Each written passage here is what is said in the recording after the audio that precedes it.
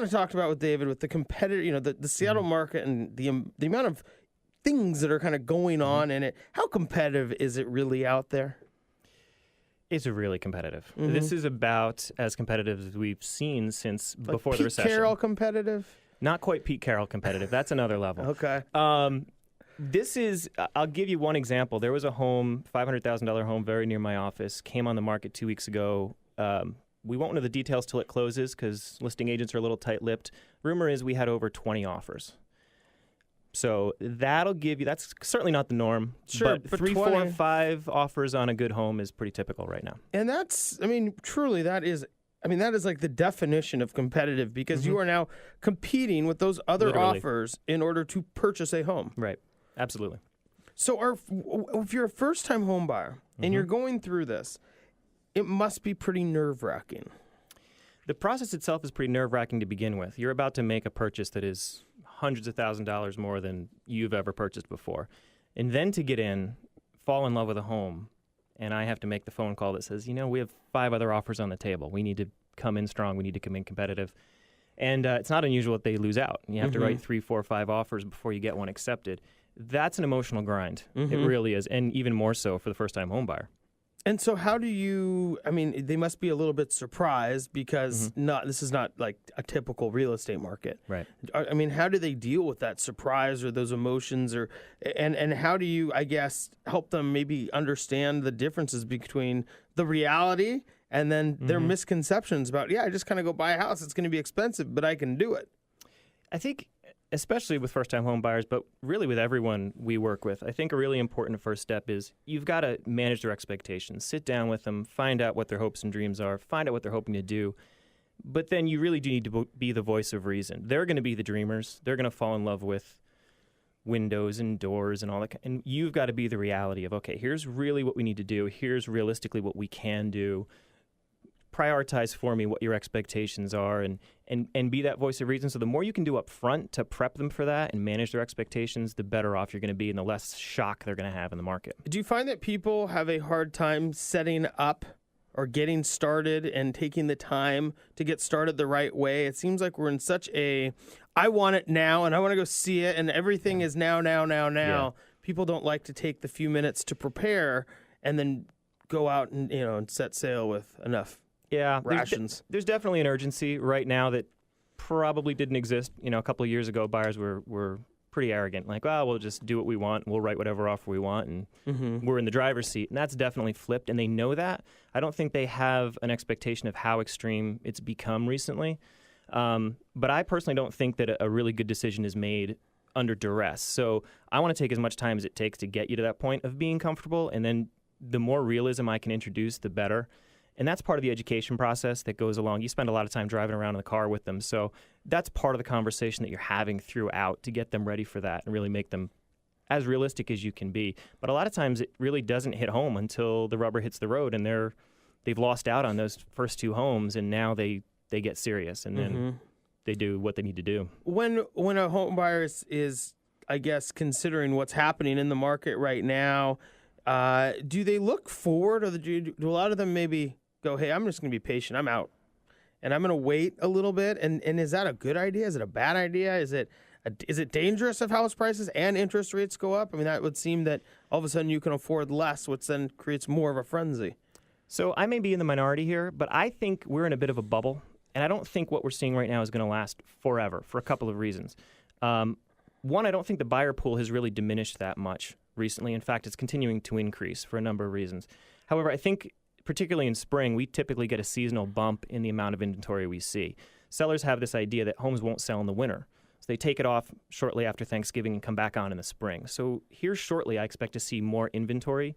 The other thing that I really hope happens, I kind of got my fingers crossed for, is over the last 6 years, banks have been foreclosing on a lot of homes and hanging on to that inventory. And I hope that they slowly start to leak that out into the market so that we can absorb some of that as well. That's healthy on both ends. Gives buyers something to buy, gives banks less bad inventory. Sure. So if those things can happen, and as interest rates start to creep a little higher, hopefully things are going to level out. However, nothing has gone according to plan over the last 6-7 years. So that's my hope. So if somebody wants to wait, I'm fine with waiting with them, and I don't think that's a terrible strategy. Yeah, it's interesting to think about the difference between the real estate market over the last 7 years with this huge bubble, huge depression, now a quick rise back up. And if you were to look over the history of housing, it's kind of these little ups and downs, but this kind of consistent rise. And so you end up with a lot more people who are willing to go up and down with these markets, and it's almost becoming like the stock market or something with huge swings, which is pretty incredible because houses aren't as liquid as, like, say, a stock. You can't go on E-Trade and buy and sell houses. Right. And that's part of the reason why first-time home buyers are having such a tough time, because if you've got 4, 5, 6 offers in front of you as a seller, cash is king right now. And a lot of the folks who are winning out on those multiple offer bids are folks who have more money to put down. Maybe it's an all-cash deal. They can offer more earnest money. If it's all cash, you can do a shorter timeline. That's really attractive to a seller. If you're a first-time home buyer, you probably don't have that flexibility. So you're at a disadvantage right off the bat. You're probably doing 3 to 5% down, maybe 10% if you're lucky.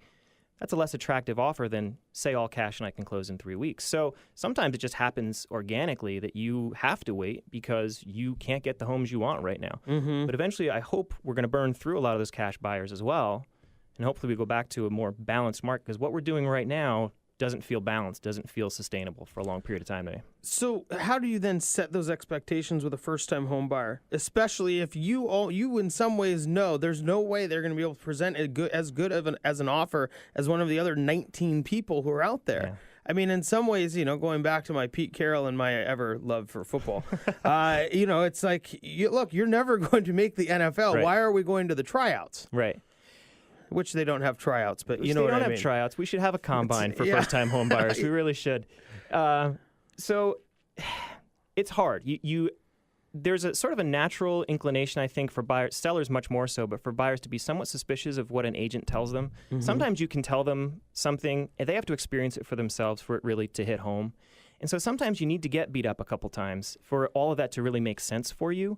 So you can present it, and you can tell them, and you can show them in charts and graphs, and you can do a PowerPoint presentation. That's fantastic. But until they've lost out on that home they just had their house or their heart set on, it may not matter to them. So sometimes it's just a process of sticking with them and holding their hand through it, and shedding a tear when they lose that first house, and then saying, okay, remember when we had this conversation? Shedding a tear on one corner and one eye, and the other one going, I told you. Yeah, kind of. You try not to gloat too much, but that's good. Sometimes that happens, and sometimes they just have to go through it. So then, it must be hard for them to act quickly, though.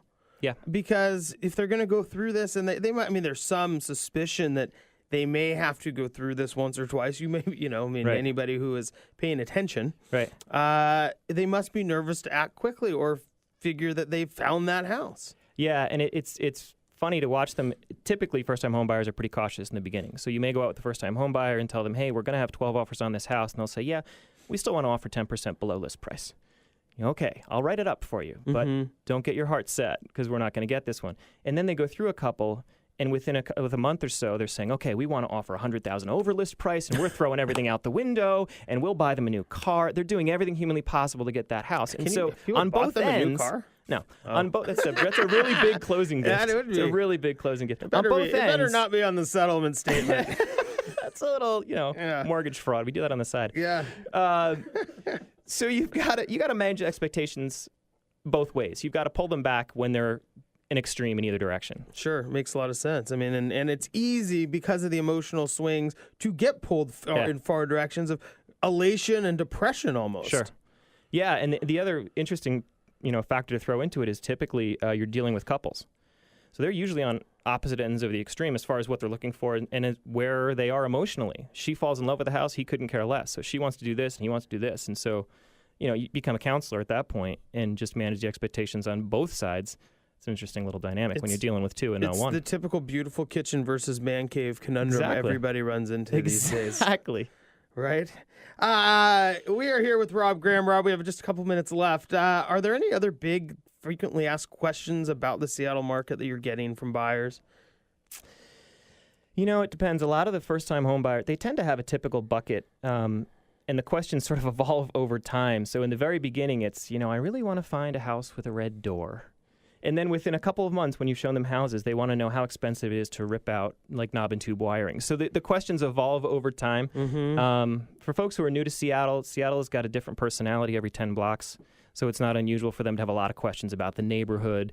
With the influx of tech jobs in particular, they're younger, hipper, savvier, typically folks, and they're looking for particular neighborhoods. There's a lot of questions around neighborhoods and transportation in Seattle and the weather, and does it really always rain here, and how frequent are Bigfoot sightings? It can really run the gamut of, They'll be more just about frequent everything. with the Sonics coming back. Squatch will be That's back. right. Baby. Squatch will be back this fall, we hope.